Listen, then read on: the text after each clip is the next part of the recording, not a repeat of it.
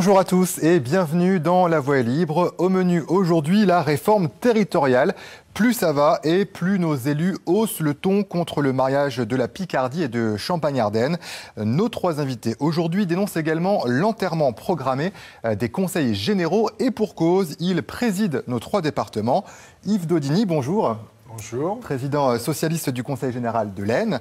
À vos côtés, Christian Manable, bonjour. Bonjour. Président socialiste aussi du Conseil général de la Somme. Et Yves Rome, bonjour. Bonjour. Président socialiste toujours du Conseil général de l'Oise. Alors, vous battez-vous pour les Picards ou pour vos sièges? Peut-on faire des économies en supprimant l'échelon départemental? Comment faire évoluer le projet? Nous allons vous éclairer tout au long de cette émission. Alors, on va répondre à la première question.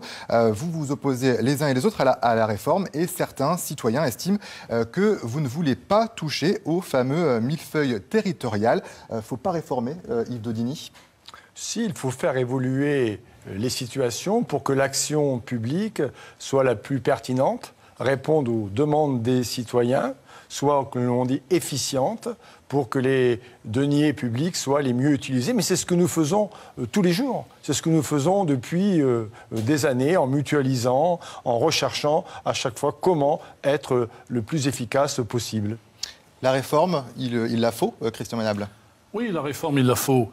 La forme est brutale, mais sur le fond, je pense que cela mérite un débat.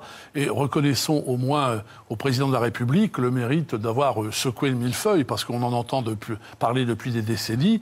Mais ceci dit, il y aurait pu y avoir une concertation préalable avant de faire ces annonces pour le moins brutales.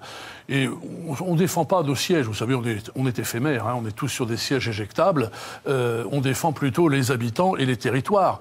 Et sachant que la nouvelle géographie qui va être dessinée risque de perdurer dans le temps quand on sait que les départements existent depuis plus de 2 siècles.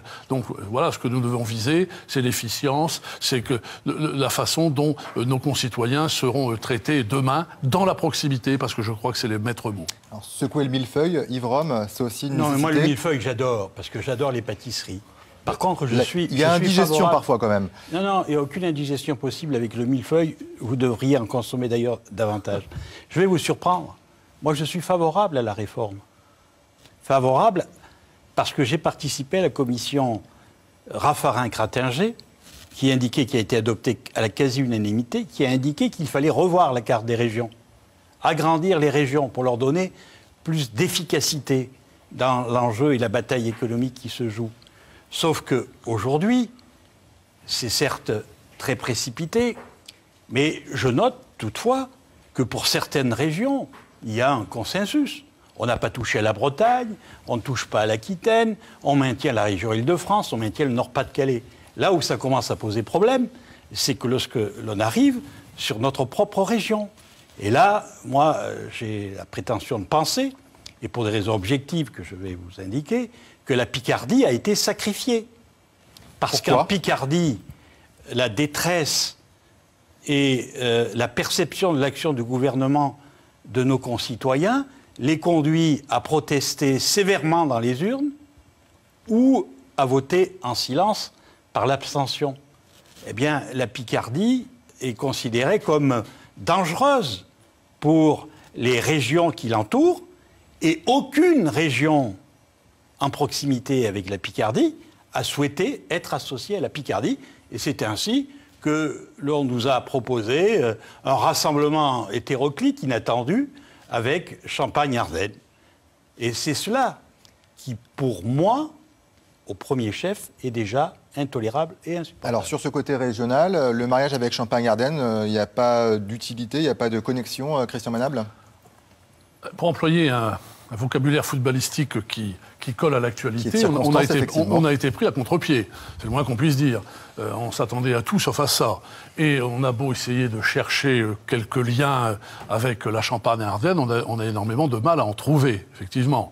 Moi, pour ma part, j'avoue que c'était plutôt vers le Nord-Pas-de-Calais que la Picardie devait se tourner, pour des raisons culturelles, linguistiques, économiques. Et puis j'irai aussi en tant que président du parc naturel marin des estuaires Picards et de la côte d'Opale, de la mer d'Opale, on a un dénominateur commun qui est la dynamique littorale et la protection de ce littoral. Et donc, ça aurait là aussi sans doute facilité les choses, puisque ce parc marin s'étend de Boulogne jusqu'à l'estuaire de la Brelle. Alors au contraire, pour l'Aisne, ça semble quand même plus naturel. Je voudrais dire un mot sur le premier sujet.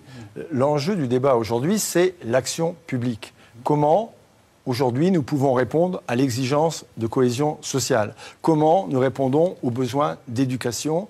Comment nous préparons l'avenir des territoires? Et j'écarte les questions des élus. Dans le budget du Conseil général de l'Aisne, le coût des élus, c'est entre 0,3 et 0,4%. C'est pareil pour les 3 départements, c'est marginal, effectivement. Éliminons cette question-là des égaux et du pouvoir, ce n'est pas du tout le sujet de discussion. Pour les régions, ma position est plus nuancée. Alors, faut-il aujourd'hui agrandir les régions, les faire fusionner? Pourquoi pas? Encore que je ne suis pas complètement certain que c'était absolument l'urgence, que c'était absolument la priorité pour répondre à nos défis de pouvoir d'achat, d'emploi et de rétablissement des comptes de la France. Alors après, toutes les comparaisons internationales doivent être, je crois, interprétées avec beaucoup de précautions. Sur le choix des territoires, pour une fois, le département de l'Aisne se retrouve au centre. Alors on sait que tous les découpages génèrent des zones frontières. Et aujourd'hui, il existe déjà une association qui s'appelle le G10 qui incorpore 3 villes de l'Aisne, Laon, Soissons et Château-Thierry. Donc le regroupement tel qu'il est envisagé est aujourd'hui plutôt bien perçu par une partie du département de l'Aisne qui est bien évidemment donc toute la partie est de l'Aisne. Alors pour défendre le projet de François Hollande, c'est assez extraordinaire, hein, mais je vais donner la parole à l'UMP. La suppression des conseils généraux est une bonne chose pour le député UMP de l'Oise, Jean-François Mancel. Il a également présidé le conseil général de l'Oise avant vous. Yves Rome, on l'écoute. Je suis partisan qu'on supprime tout de suite les conseillers généraux. Qu'on les supprime, et je le dis avec tristesse, parce que j'ai adoré servir l'Oise pendant près de 20 ans, mais je crois qu'il faut savoir s'adapter aux évolutions. Aujourd'hui, la simplification et l'économie, ça passe par la suppression des conseils généraux. Et ça passe par une suppression qui consiste tout simplement à les fusionner dans la région.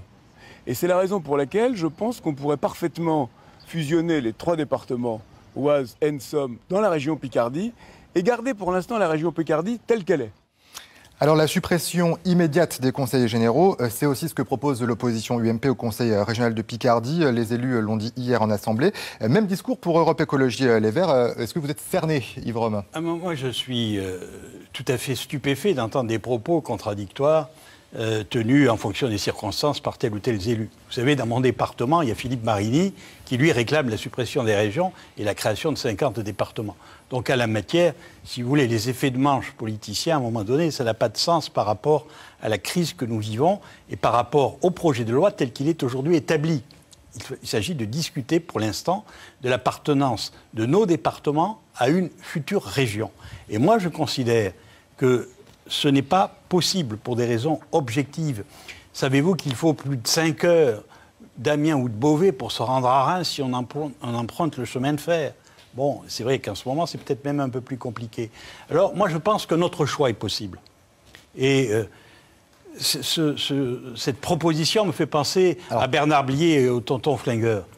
Quand on m'en fait trop, je ne correctionne plus, je dynamite, je disperse façon pulse et je ventile. Qu'est-ce que cela signifie? Moi, j'ai bien entendu Yves Daudigny et je comprends parfaitement sa position. L'Aisne est limitrophe avec Champagne-Ardenne. Il y a un intérêt objectif. Par contre, pour l'Oise et la Somme, moi, je regarde vers d'autres directions. Donc vous démantelez la Picardie? Je ventile. Je ne dynamite pas. Je ventile. Il faut regarder. Moi, mon objectif, en tant que président du Conseil général de l'Oise, c'est de servir au mieux l'intérêt de mes populations. Et comment sert-on l'intérêt de ces populations? Bien, il faut observer les voies de communication, la mobilité, l'enseignement supérieur, les bassins de vie, comment l'économie s'organise. Point de relation avec Champagne-Ardenne. Donc moi, j'ai des relations dans ce département pour servir mes populations, soit avec la région parisienne, les 2 grands axes autoroutiers qui traversent mon département, soit sur la façade maritime. Non, je n'ai pas de faveur. Moi, sur un sujet aussi grave, je prendrai le temps de consulter ma population. Parce que moi, je ne suis pas favorable à des réformes précipitées, sorties du chapeau, comme ça, parce qu'on veut faire oublier d'autres résultats plus ou moins fragile, sinon négatif. Donc nous prendrons le temps de la concertation avec la population. Et effectivement, moi je suis un peu comme mon collègue Christian Manable. On aurait pu regarder très naturellement vers le Nord-Pas-de-Calais-Picardie, sauf qu'ils ne veulent pas de nous.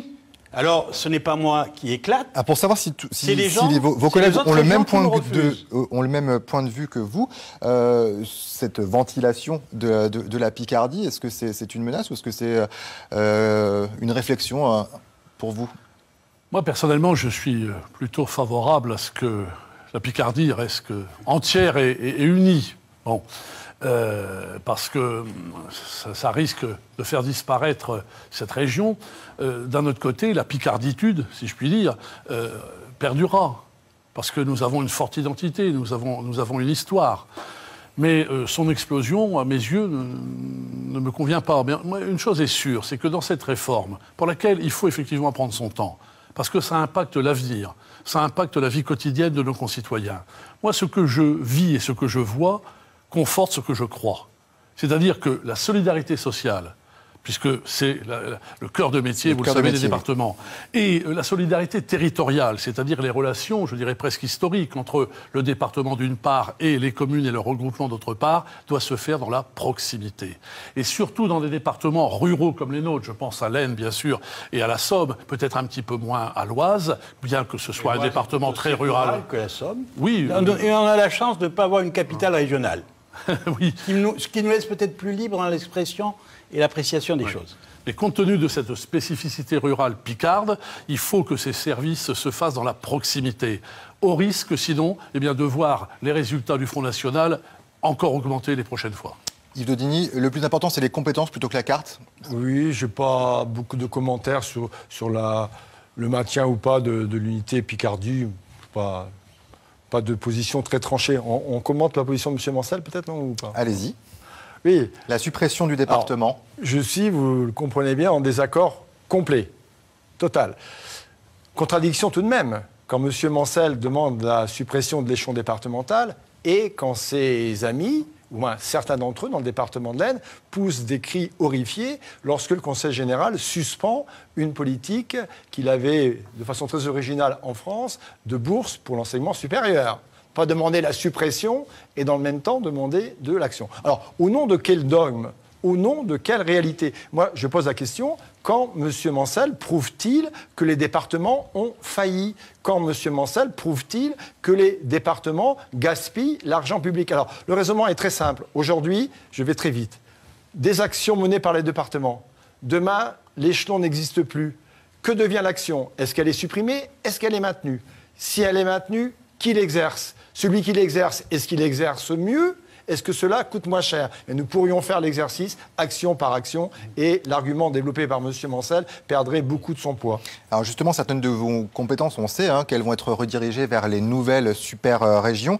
Et il y a une question qui se pose pour les agents que vous employez dans vos 3 départements. Plus de 8600 agents employés par les 3 conseillers généraux. Est-ce qu'il y a une inquiétude de leur part, Yves Rome? Moi, je vous coupe pour l'instant. Allez-y. Mis sur la carte des régions de France, les 14 régions de France, ni sur le sujet que vous abordez, je ne me résous à l'envisager. Le débat au Parlement va se tenir. Et moi, j'ai confiance, j'en ai discuté avec plusieurs ministres, et notamment le ministre de l'Intérieur, j'ai confiance dans la possibilité de faire changer encore les choses. Mais c'est pour l'instant, le projet de loi indique ces changements. Ce n'est qu'un projet. Ça deviendra définitif lorsque le Parlement, dans ses lectures différentes, à l'Assemblée et au Sénat, aura validé ou non le projet gouvernemental. Alors justement, on a 2 sénateurs... Et ce n'est pas terminé. On a 2 sénateurs autour de la table, un candidat aux prochaines sénatoriales de septembre. Le projet de loi va d'abord venir dans votre Assemblée. Yves Daudigny, que faire ? Le travail parlementaire, il est, comme dans toutes les autres circonstances, le travail de commission, le travail d'amendement, chercher à modifier le texte et ensuite le vote. Il est bien évidemment des dispositions dans les textes à venir que je ne pourrai pas voter et que je ne voterai pas. Lesquelles ? Là, tout ce qui concourt à supprimer l'échelon départemental d'action publique. Est-ce que le Sénat, concrètement, peut invalider certains points ? Mais bien entendu, moi je vais déjà par voie d'amendement, puisque personne ne veut de nous. Moi je serais d'accord avec Christian Manable. Si on nous acceptait, mais comme on ne nous accepte pas, moi je suis désolé, je dirige un département depuis 11 ans, j'ai appris les principes de réalité. Et moi je respecte les réalités que me renvoient les autres. Donc moi je vais demander, par la ventilation du PULS, à ce que mon département, sur la base du choix qu'auront préférentiellement posé mes concitoyens dans le département suite à la consultation, je déposerai des amendements visant à détacher le département de l'Oise ou éventuellement le département de la Somme, s'ils partagent des analyses communes. Je considère tout à fait que Yves Daudigny ait intérêt à rester en région Champagne-Ardenne. Mais c'est pour cela, vu qu'il a, lui, intérêt à rester, moi, je propose que mes intérêts aussi soient pris en compte. Les intérêts, pas les miens, ceux de ma population, s'entend. Oui. Dans cette affaire, je crois qu'il faut être aussi vigilant sur le risque de recentralisation. Et surtout savoir comment seront exercées ces compétences. Et moi, force est de constater que depuis les grandes lois de décentralisation du début des années 80, les départements ont rempli mieux leur mission que ne l'a fait l'État. Parce que, justement, c'est rempli dans la proximité, que ce soit les routes, que ce soit les collèges, que ce soit surtout l'action sociale. Et encore une fois, je le répète, dans des départements pauvres, pour la plupart d'entre nous, pour des départements ruraux, il faut en effet que tout cela s'exerce dans la proximité. Moi, je crois que c'est extrêmement important. Mais est-ce que le Conseil général est vraiment un échelon de proximité? Il y a aussi les regroupements de communes, par exemple, Yves Daudigny. Oui, mais aujourd'hui, le département est le premier niveau qui est à la fois suffisamment vaste pour équilibrer entre ces zones rurales et ces zones urbaines, mais suffisamment petit pour que le président de conseil général lui-même puisse parcourir le département, être au contact directement des élus de la population. Et les conseillers généraux, et de droite comme de gauche, ou du centre, sont des élus qui jouent aujourd'hui un rôle de médiation, un rôle d'écoute, un rôle de transmission, et qui sont en même temps des acteurs du département, qui sont capables de se réunir pour porter des projets d'intérêt général. Moi, je défends l'existence politique de l'Assemblée départementale qui mérite par toutes ses composantes, toute sensibilité, d'être respectée. Et les autres collectivités aussi ont de la proximité, sûr, on se dialogue. Je défends dans l'organisation du territoire un échelon local composé par les communes et des intercommunalités de projets à partir des communes, c'est ma vision, et après, un deuxième niveau de proximité qui est le département. Il y a coupure entre le département et la région, et au niveau de la région, nous entrons dans les stratégies. C'est pour ça que je suis en désaccord très fort avec ce que disait M. Mancel, qui lui veut réunir région et département. Moi, je pense que dans l'organisation, la coupure est entre le département, proximité, et la région, stratégie, vision. Je vais revenir quand même... Allez-y. Oui, moi je voudrais vous indiquer que dans le département de l'Oise, l'essentiel des politiques que nous avons conduites hors champ de compétences sur l'innovation pour améliorer le service au public sont des politiques d'essence régionale. Et nous avons contraint sur le très haut débit, sur l'aéroport de Beauvais-Tillé, sur le logement, nous avons contraint, ou plutôt la région, à accepter de venir à nos côtés. J'y ajouterai le syndicat mixte des transports collectifs de l'Oise, politique essentiellement régionale. C'est au département que ça s'est opéré. Donc vous voyez, la France est diverse. Il n'y a pas de vérité. Chaque vérité est différente d'un territoire à un autre. Et le département, qui est une vieille institution, certes, mais qui a su se moderniser à bien des égards. Vous savez, le département de l'Oise va être le premier département de France à être relié pour tous les foyers à la fibre à très haut débit. Franchement, supprimer cela, ça va remettre en cause beaucoup de choses. Les transports scolaires dans la plupart de nos départements... Vous pourriez porter ça au niveau régional et que toute la Picardie et Champagne-Ardenne... Non, monsieur Loiseau, parce que vous ne connaissez pas le fond du dossier. Pour arriver à financer les 300 et quelques millions d'euros que va coûter le déploiement du très haut débit, il faut l'argent du FEDER, il faut l'argent de la nation, il faut l'argent du département, il faut les moyens de la région, ça ne suffit pas. Il faut que nous appelions l'échelon communal et intercommunal. Vous voyez que le millefeuille, en l'occurrence, sans millefeuille, vous n'auriez pas de très haut débit. Justement, c'est très intéressant, parce que il faut constater qu'aujourd'hui, sur un sujet qui est un sujet d'avenir, qui est l'équipement haut débit, qui s'en est saisi et qui porte les dossiers? Ce sont les départements. Alors pourquoi ce ne sont pas les régions? Belle question. La réponse est intéressante. Mais peut-être un mot sur les agents. Je sais pas, vous avez posé la question. Les agents, est-ce qu'ils sont inquiets? Moi, je voudrais illustrer à travers rapidement 3 exemples. Premier exemple, les agents de la voirie départementale. 1er septembre 2017, compétence, éventuellement, si c'est voté, passe à la région. Alors, on peut imaginer que les agents de la voirie départementale changent tout simplement d'employeur. C'est simple. C'est plus compliqué avec l'APA. Nous avons dans nos départements des équipes spécialisées qui gèrent l'allocation personnalisée d'autonomie pour les personnes âgées. Qui prend cette compétence quand le département n'existe plus? Alors, les comités de communes? Il ne faut pas connaître bien le territoire. Que deviendront ces agents? Il y a aujourd'hui interrogation. Et je ne vais pas jusqu'aux maisons départementales pour l'autonomie, les MDPH, dont on peut vraiment se demander ce qu'elles deviendraient si l'échelon départemental d'action publique n'existait plus. Christian Manable, vous, sur les agents, il y a déjà un chiffre, la prévision de 1116 transferts sur les 2939 que compte le département. Alors, d'abord, j'ai reçu les syndicats, j'ai ensuite adressé une lettre circulaire à l'ensemble donc des 2900 agents du département. Ça, c'était le 27 mai. Et le chiffre que vous citez de 1116, c'est dans l'hypothèse où, effectivement, les routes et les collèges seraient transférés à la région. Mais ça, c'est les chiffres d'aujourd'hui. J'espère bien que ces compétences resteront dans le giron du département, parce que, comme l'ont dit parfaitement mes collègues, ce sont des compétences que l'on exerce au mieux et au plus près de la population. Et sur la fibre optique et sur le très haut débit, nous avons réalisé pratiquement seuls, je dirais à 100% la couverture du haut débit. Et là, nous entamons maintenant, avec une forte volonté et avec des moyens financiers, eh bien, ce très haut débit dans chaque foyer du département. Évidemment, cela va s'échelonner sur quelques exercices budgétaires. Alors, on voit bien vos résistances sur cette réforme territoriale. Alors, une fois que c'est dit, comment combattre? Alors, on a parlé, Yves Rome, de cette consultation que vous avez lancée hier auprès des Isariens. À quoi ça sert? Bien, à quoi ça sert? J'ai cru comprendre que la République française était une république démocratique, que toutes les décisions qui doivent s'appliquer aux citoyens, surtout dans cette période de crise. Écoutez, si personne aujourd'hui n'accepte de fusionner avec la Picardie, c'est à cause des résultats terribles de notre région au Front National. Nous sommes, nos 3 départements, dans le top 5 des résultats les plus élevés du Front National. Qu'est-ce que ça signifie? Moi, je ne suis pas comme les technocrates parisiens qui stigmatisent ces électeurs. Moi, j'entends le cri de colère qu'ils émettent dans les urnes. J'entends le silence lorsqu'ils s'abstiennent. Et nous devons construire des solutions. Et quand j'observe nos 3 départements, nous sommes le meilleur barrage au Front National. À l'intérieur des assemblées départementales, que je sache, il n'y a pas ou il n'y a plus de conseillers généraux Front National.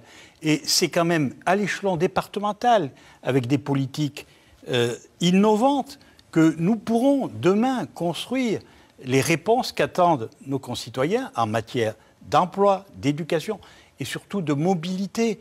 Ils ont l'impression d'être exclus. Il faut leur donner la parole via cette consultation. Il faut leur donner la parole.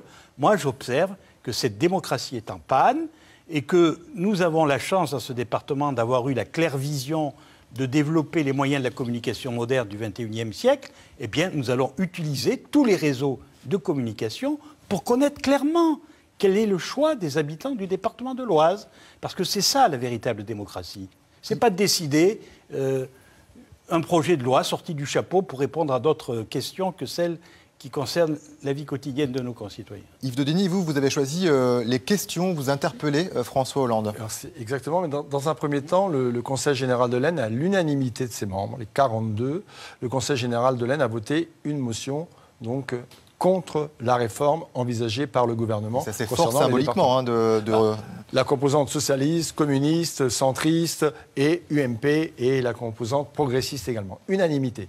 Nous avons adressé, sous la signature des 5 présidents des groupes politiques du Conseil général, cette motion à l'ensemble des 817 communes de l'Aisne, leur demandant, s'ils le souhaitent bien sûr, de l'appuyer. À titre de parlementaire, donc j'ai posé au Premier ministre et à l'ensemble des ministres du gouvernement 100 questions qui sont donc au journal officiel du jeudi 19 juin 2014.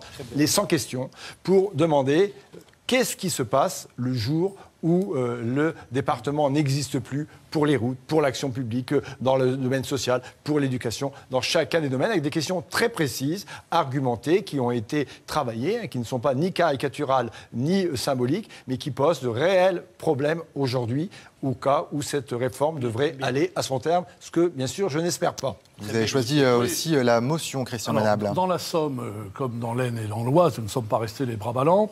J'ai d'abord réuni les maires, c'était le 16 mai, à Amiens, pour les informer sur la réforme. Ensuite, nous avons voté effectivement une motion adressée au président François Hollande, ça c'était le 2 juin. Et puis nous répondons à une proposition de l'Assemblée des départements de France, c'est-à-dire un sondage téléphonique qui sera fait auprès d'un panel de 500 Samariens. Ça va se passer les 23 et 24 juin, et nous aurons les réponses le 26 juin. Il y a 13 questions, notamment sur l'avenir des départements. Le débat continue dans un instant. Les aides sociales, les collèges, les routes, une partie de vos compétences seraient donc transférées. Quelles conséquences concrètes pour les citoyens? On fait le point dans moins de 10 minutes, juste après les infos de la mi-journée. Elles sont présentées par Mathieu Chouvelon. À tout de suite.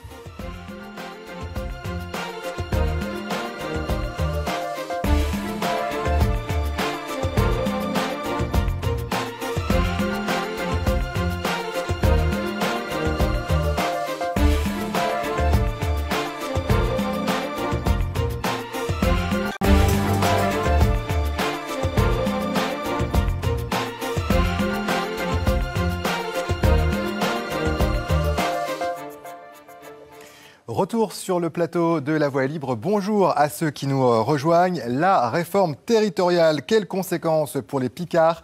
Nous en débattons avec nos trois invités. Yves Daudigny, président du Conseil général de l'Aisne, Christian Manable, président du Conseil général de la Somme, et puis Yves Rome, président du Conseil général de l'Oise. Alors, vos principales compétences aujourd'hui sont l'action sociale, le transport, les routes, les collèges, et vous agitez le chiffon rouge en disant que le service public peut être dégradé. Pour l'UMP, Éric Woerth, lui, estime qu'au contraire, il faut revoir les niveaux de décision pour plus d'efficacité. On écoute le député de l'Oise. On voit bien qu'il y a beaucoup trop de niveaux de décision. Le département, je pense, n'est pas un bon niveau de décision aujourd'hui. Pourquoi ? Parce que c'est trop petit, parce que les départements dépensent beaucoup d'argent dans le domaine social, parce qu'il y a confusion des genres. La région s'occupe des lycées, le département des collèges. Les routes sont au département, mais en même temps l'aménagement du territoire est plutôt à la région. Les trains sont à la région, les bus sont plutôt au département. Enfin, c'est un entrelac de responsabilités qui crée beaucoup de confusion, beaucoup d'inefficacité et certainement beaucoup de coûts. Alors pour les routes et pour les transports, vous gérez une partie du réseau, mais pas tout. Est-ce que ce serait pas mieux d'avoir une vision globale, Yves Daudigny ? Je voudrais d'abord réagir à la déclaration de M. Woerth. C'est honteux. Dire aujourd'hui que les départements dépensent beaucoup en matière sociale. Les départements aujourd'hui assurent une grande partie du financement de prestations nationales qui, pour le compte de l'État, pour lesquelles les dépenses sont obligatoires. Et il devrait le savoir, et je pense qu'il le sait. Moi, je voudrais prendre l'exemple dans l'action des transports scolaires. La situation dans l'Aisne aujourd'hui, une toute petite équipe qui travaille au plus près, c'est de la minutie, c'est de l'observation presque heure par heure, avec les enseignants, avec les parents d'élèves, avec l'inspection académique. Les transports dans l'Aisne sont gratuits, totalement pour les parents, de l'école maternelle jusqu'au lycée. Alors, imaginons, 1er septembre 2017, la future grande région assure la nouvelle compétence. Est-ce que ça va coûter moins cher? Le fioul dans les cars coûtera moins cher? Les conducteurs des cars seront moins payés? Il peut y avoir une mutualisation. Alors, mais au bout du compte, on va additionner les mêmes coûts de carburant et les mêmes coûts de personnel pour assurer le service. Alors attendez, laissez-moi finir le raisonnement. Je ne pense pas qu'il y ait d'économies substantielles. Par contre, grosse interrogation, est-ce que l'on va garder cette proximité qui est absolument indispensable parce que c'est très très lié l'ensemble des transports scolaires. Ça ne se gère pas d'une capitale par ordinateur. Et puis une autre question qui est, elle, essentielle. Et là, moi, je veux m'adresser, dans le département de l'Aisne, à l'ensemble des parents des 34 000 élèves que nous transportons gratuitement tous les jours scolaires, de l'école maternelle jusqu'au lycée. Vous, parents, qui garantit demain le maintien de cette gratuité dans cette future grande région? Alors en fait, l'économie d'argent public, elle risque bien d'être un transfert aujourd'hui de la solidarité départementale vers un paiement assuré en partie par l'usager, je dis danger. Christian Manable, la mutualisation, en général, ça peut permettre de faire des économies. Non, mais là, ça ne sera pas une mutualisation, ça va être une addition. Bon, et en fait, dans la somme... Pour acheter du matériel, par exemple, oui, acheter à plusieurs, ça revient moins cher. Oui, mais il faudra toujours autant d'autocars et autant de chauffeurs. Bon, voilà, ça change pas le problème. Moi, ce que je veux dire, c'est qu'au niveau des transports scolaires, en effet, la loi nous dit que nous devons les organiser, mais ne dit pas que nous devons payer. Dans la Somme, de la maternelle, effectivement, jusqu'au lycée, il y a la gratuité, et c'est organisé, là encore, dans la proximité. C'est de la dentelle. On fait du cabotage. On passe dans chaque village, dans chaque hameau. Il y a même 600 élèves aujourd'hui transportés par taxi tous les jours entre leur lieu de résidence et leur école. Et là, donc, si demain, qui le fera si ça n'est pas les départements? Et on risque alors, en effet, une sorte de transfert de la charge financière de la collectivité départementale vers les familles. Sur les collèges, mais force est de constater que les départements ont parfaitement rempli leur mission, aussi bien en termes d'immobilier qu'en termes d'équipement. Aujourd'hui, les collèges de la Somme sont équipés d'espaces numériques de travail, d'espaces langues.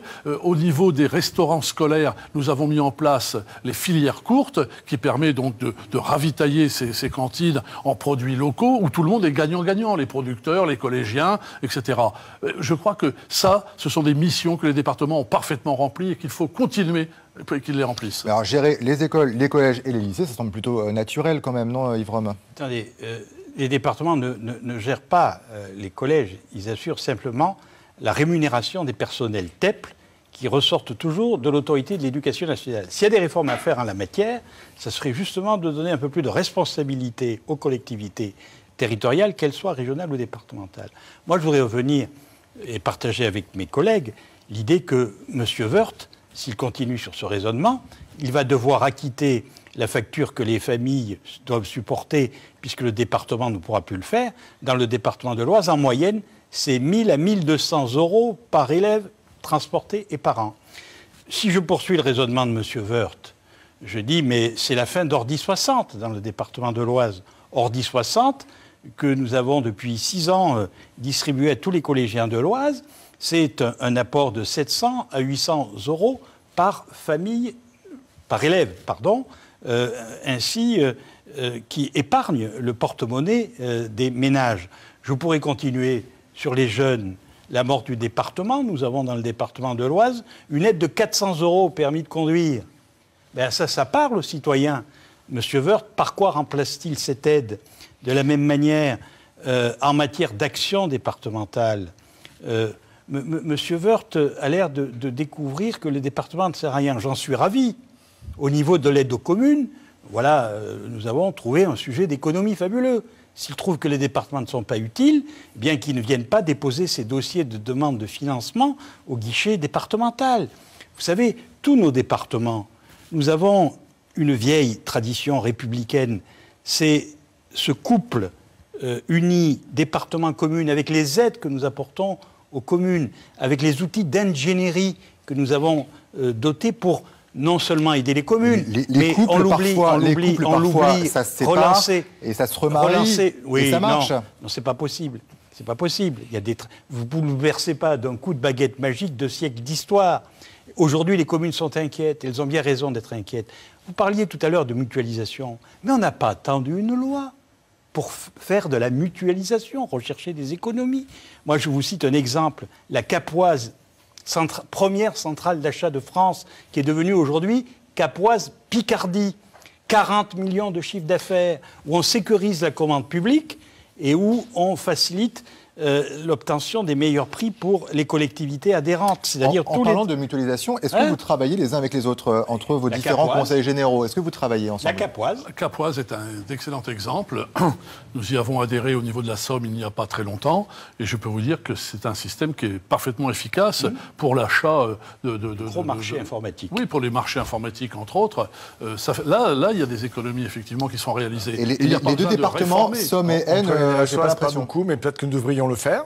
Ça, c'est une évolution certainement et un point à rechercher. Et nous le faisons par exemple actuellement avec le département de l'Aube. Alors c'est un signe, la Marne et la Haute-Marne pour la dématérialisation des documents administratifs. Voilà. Mais il y a bien sûr aujourd'hui une mutualisation à mettre en œuvre et à renforcer. Nous avons un établissement public foncier local dans lequel Initiative de l'Oise, financement aussi Région Picardie, dans lequel l'agglomération de Soissons a adhéré.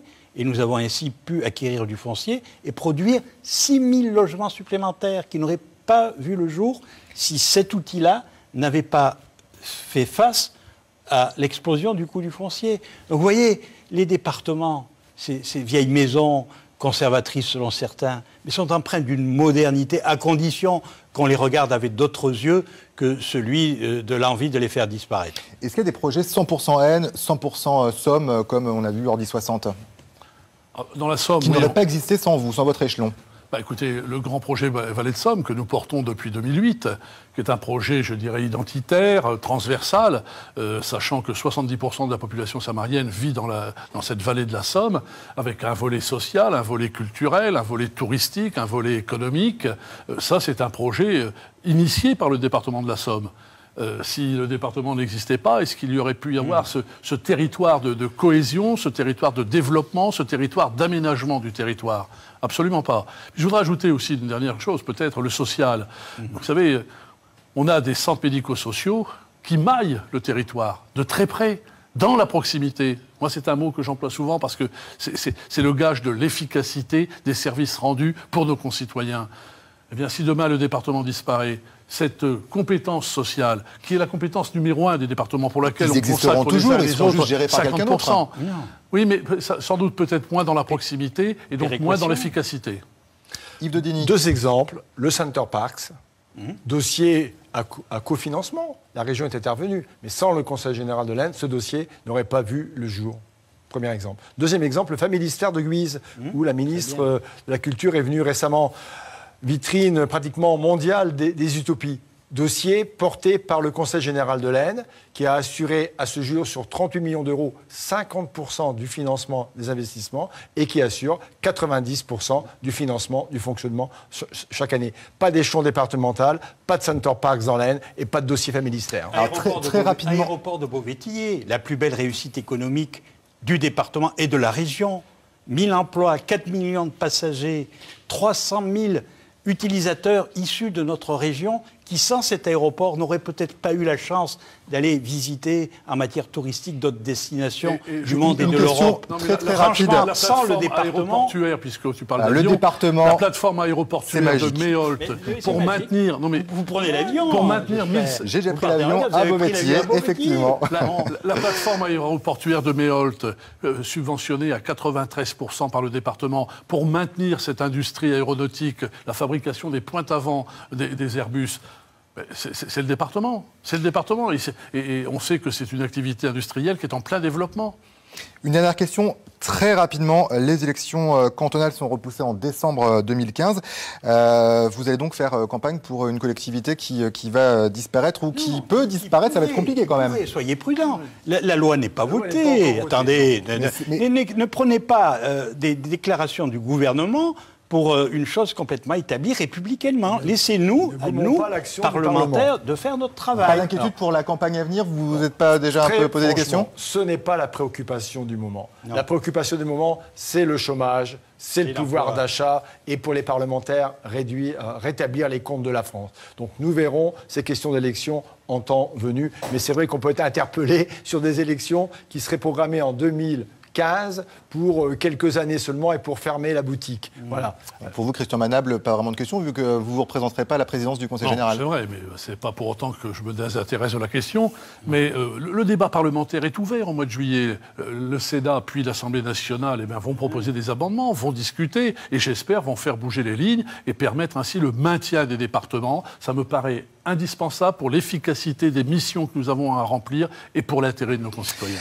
Voilà la réforme territoriale, un dossier brûlant. On en reparlera donc cet été avec l'examen de la loi au Sénat et puis à l'Assemblée nationale. Merci à tous les trois. Le grand choix, il y aura le grand choix du Conseil général du tonton flingueur Yves Rome. Merci à tous les trois d'avoir accepté notre invitation pour cette dernière émission de la saison. La Voix est libre prend des vacances et nous vous donnons rendez-vous en septembre avec Cathy Collin pour continuer à débattre des grands thèmes qui agitent notre région et tenter de vous donner les clés. Je vous souhaite un bon week-end avec un peu d'avance, un bel été. À bientôt.